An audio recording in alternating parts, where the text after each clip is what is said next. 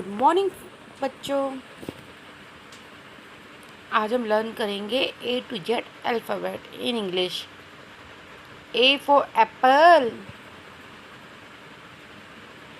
B for ball,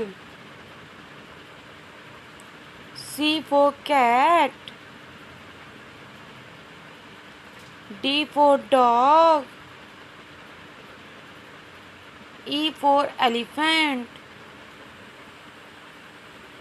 F for fish, Z for goat, H for home, I for igloo, J for jug,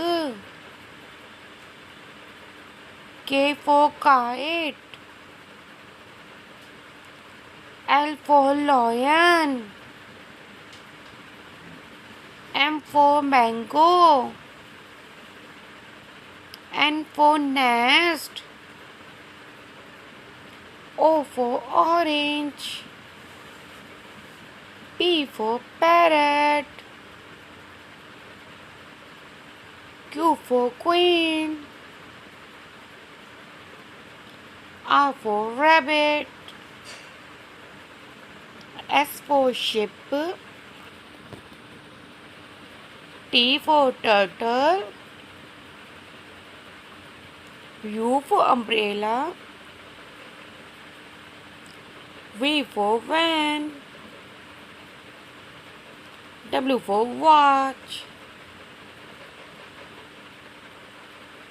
X for Christmas tree, Y for yak,